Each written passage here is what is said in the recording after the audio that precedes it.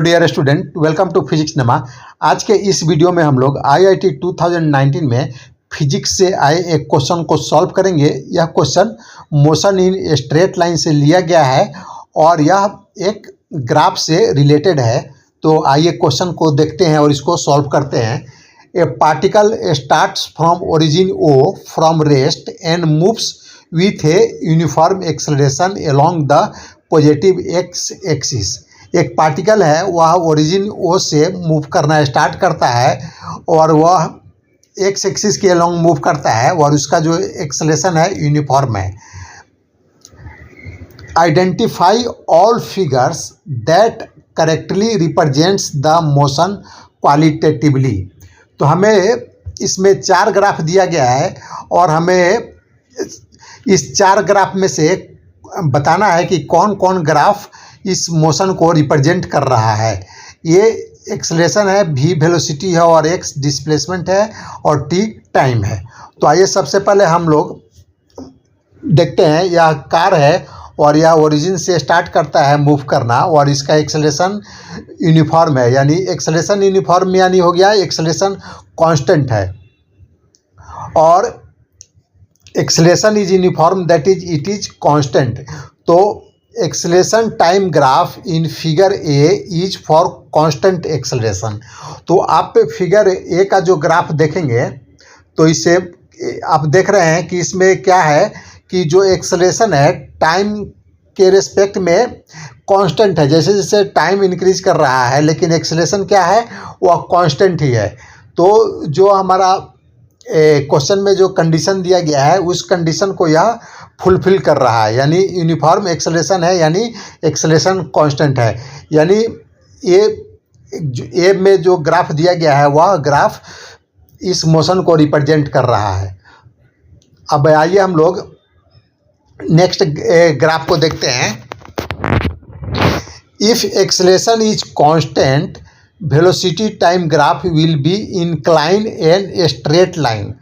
अगर acceleration constant है और हमें वेलोसिटी टाइम ग्राफ निकालना है तो वेलोसिटी टाइम ग्राफ क्या होगा, वह इंक्लाइन होगा और स्ट्रेट लाइन होगा। इंक्लाइन क्यों होगा?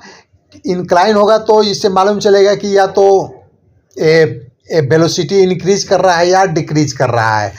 तो अगर एक्सेलरेशन है तो वेलोसिटी इंक्रीज करेगा और डी एक्सेलरेशन है यानी निगेटिव एक्सेलरेशन है तो वेलोसिटी डिक्रीज करेगा।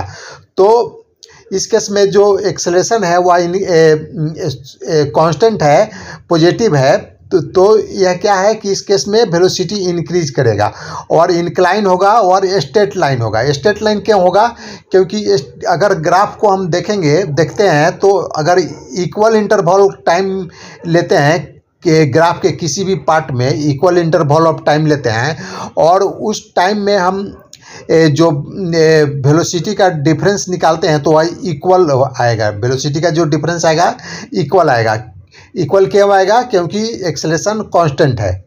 तो जो बी में ग्राफ दिया गया है वह ग्राफ भी इस मोशन को रिप्रेजेंट कर रहा है, क्योंकि इसमें जो ग्राफ है वह इंक्लाइन है और साथ में स्ट्रेट लाइन भी है।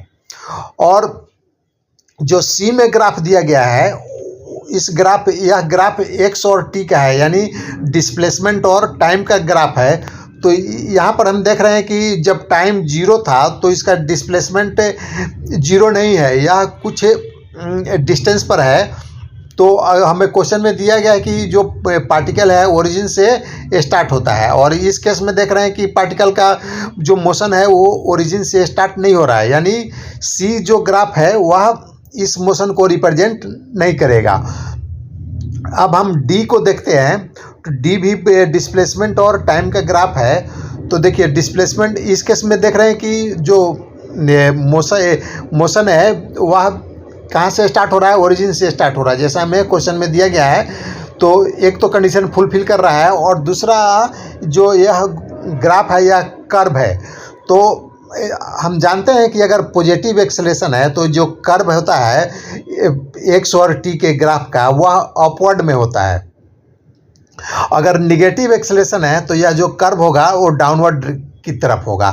तो हम देख रहे हैं डी ग्राफ में कि जो कर्व है वह अपवर्ड की तरफ है और साथ में यह ओरिजिन से स्टार्ट हो रहा है। तो इसका मतलब हुआ कि जो मोशन हमें दिया गया है क्वेश्चन में, उसके मोशन को यह जो डी ग्राफ है यह रिप्रेजेंट कर रहा है। तो हम लोगों ने क्या देखा कि ग्राफ ए, बी और डी इस मोशन को रिप्रेजेंट कर रहा है, सिर्फ सी जो है इस मोशन को रिप्रेजेंट नहीं कर रहा है। तो जो हमारा ऑप्शन है डी, जिसमें ए बी डी है, वह ऑप्शन सही होगा। तो आज का यह वीडियो समाप्त हुआ। अगर आपको पसंद है तो इसे लाइक करें, शेयर करें। Thanks for watching.